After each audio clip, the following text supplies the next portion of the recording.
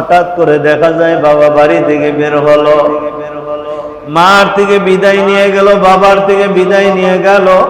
আমি 2 দিন 3 দিন পরে আবার চলে আসবো, ঢাকা যাচ্ছি। বাবা হঠাৎ করে বিকাল বেলা ফোন আসলো। মা মোবাইল ফোনটা রিসিভ করে দেখে কান্নার আওয়াজ।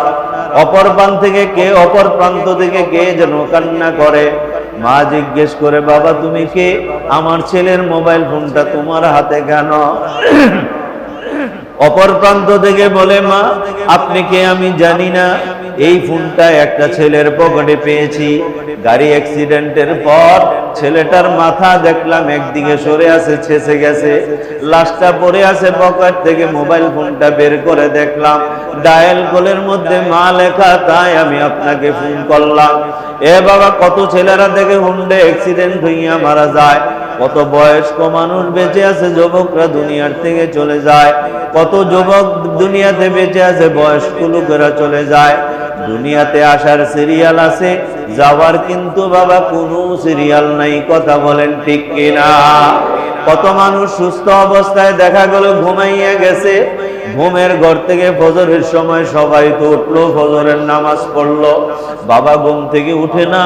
বাবা ঘর ঝাড়ু দিল, বৌমা ঘর ঝাড়ু দিয়া ভাবে, আমার শ্বশুর আব্বা প্রত্যেক দিন ফজরের সময় সবার আগে উঠে, আমাদেরকে ঘুম থেকে ডাইকা উঠায়, আজকে কেন উঠলো না? দরজা নক করে কোনো আওয়াজ নাই। এরপরে বাবা চিল্লা চিল্লি করলো, মানুষ আসলো, দরজা ভাঙলো। দরজা ভেঙ্গে ঘরে ঢুকিয়া দেখে শ্বশুর আব্বা ঘুমাইছে, জীবনের তোরে ঘুমায় গেছে, আর বুঝি ঘুম ভাঙবে না। অনেকে মনে করেন, হুজুর আমি তো এখনো যুবক রয়ে গেলাম, আমার হায়াত আর অনেক বাকি আছে, এত ইবাদত এখন করে কি করব? হায়াত অনেক পরে আছে। আমি বলবো না ভাই, দুনিয়ার মানচিত্রের দিকে তাকাইয়া দেখো, এখন তো অনলাইন ইন্টারনেটের যুগ। ফেসবুক বা ইউটিউব বাবা বিভিন্ন চ্যানেলগুলো খুললেই দেখা যায় কত যুবক ভাই এখনো বিবাহ শাদী করে নাই, এখনো বাবা লেখাপড়াও শেষ হয় নাই, মনের মধ্যে কত আশা, আমি একজন বিসিএস ক্যাডার হব, আমি অমুক হব, তমুক হব, আমি একজন ডাক্তার হব, ইঞ্জিনিয়ার হব, বৈজ্ঞানিক হব, আমি বিদেশ যাব, অমুক বড় চাকরি করব, কোম্পানির মালিক হব। এত এত আশা নিয়ে বসে আছে। হঠাৎ করে দেখা যায় বাবা বাড়ি থেকে বের হলো, মার থেকে বিদায় নিয়ে গেল, বাবার থেকে বিদায় নিয়ে গেল। আমি 2 দিন 3 দিন পরে আবার চলে আসবো, ঢাকা যাচ্ছি। বাবা হঠাৎ করে বিকাল বেলা ফোন আসলো। মা মোবাইল ফোনটা রিসিভ করে দেখে কান্নার আওয়াজ। অপর প্রান্ত থেকে কে যেন কান্না করে। মা জিজ্ঞেস করে, বাবা তুমি কে? আমার ছেলের মোবাইল ফোনটা তোমার হাতে কেন? অপর প্রান্ত থেকে বলে, মা আপনি কে আমি জানি না, এই ফোনটা একটা ছেলের পকেটে পেয়েছি।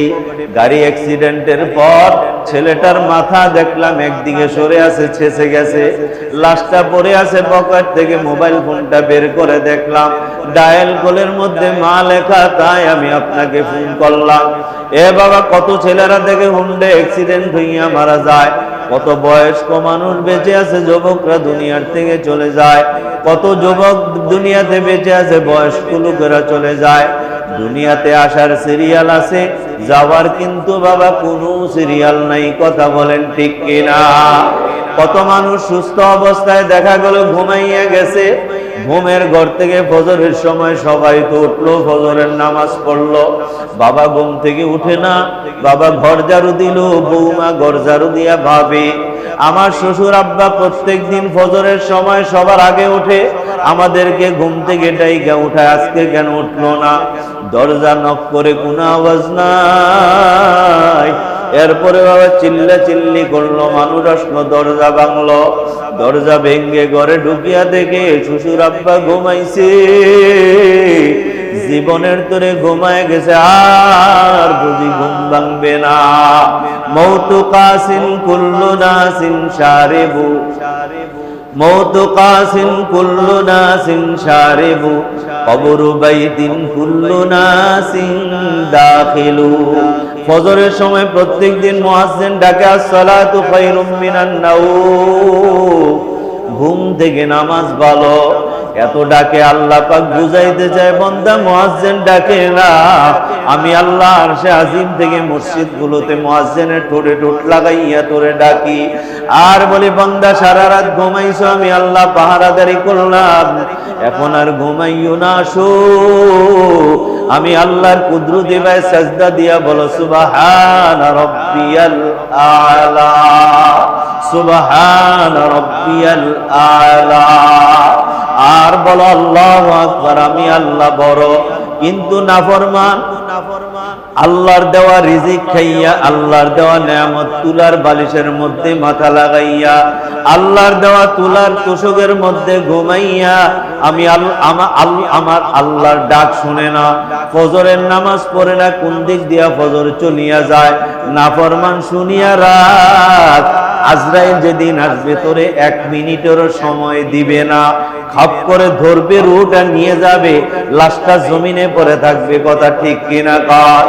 এ বড় লোক বাবারা, পয়সাওয়ালা বাবারা চাইয়া দেখো, গতকাল দেখলাম বাবা মোবাইল ফোনের মধ্যে একটা লোক মারা গেছে, কবর খুঁজতেছে, বৃষ্টির পানিতে কবর ভরিয়া গেছে, সিঁচতেছে আবার পানি উঠতেছে, সিঁচতেছে আবার পানি উঠতেছে। শেষ পর্যন্ত পরামর্শ করে লোকেরা বলে এই পানি সিঁচা শেষ করা যাবে না, বরঞ্চ 2-3টা কলা গাছ কাইটা খাড়ি কইরা ওই কলা গাছের টুকরাগুলো দিয়া তার উপরে লাশটা রাইখা দাও, এরপর উপর দিয়া বাঁশের গইরা চাটাই মাটি দিয়া কোন রকম চলিয়া যায়। শেষ পর্যন্ত ভাগ এমনটাই করা হলো। কোথায় তোমার বাড়ি, কোথায় তোমার খাট, কোথায় গেল তোমার ল্যাপটপ? কিছুদিন আগে আরেকটা ভিডিও দেখলাম, লোকটা যখন বাবা হাসপাতালে মারা গেল, একটা ভ্যান গাড়ি দিয়া লাশটাকে পাঠাই দিল বাড়িতে। রাস্তার মধ্যে যাওয়ার পরে হঠাৎ এমন বৃষ্টি পড়লো, ভ্যানওয়ালা লাশটা বৃষ্টির মধ্যে রাইখাই নিজেকে সেভ করার জন্য পাশে কোথাও দাঁড়ায় গেল। লাশটা বৃষ্টিতে ভিজতেছে, অথচ যেই লোকটার লাশ বৃষ্টিতে ভিজতেছে, এই লাশের সঙ্গে ছেলেও ছিল, ভাইও ছিল। এরা নিজেদেরকে সেভ করার জন্য আড়ালে কোথাও চলে গেল, লাশটা পরে রইল। যেই লোকটার লাশ পানিতে ভিজতেছে তার ঘর আছে, ওই ঘরের মধ্যে খাট আছে, ওইখানে তোষক আছে, আজকে কিচ্ছুই নাই, বৃষ্টিতে ভিজতেছে। তোমার আমার বেলায় এমন হবে, কথা ঠিক কিনা বলে? এই জন্য ভাইয়া আসুন আমরা আজকে ওয়াদা করি, আমরা ইনশাআল্লাহ কমাস কম ফজরের নামাজ ছাড়বো না, বলেন ইনশাআল্লাহ।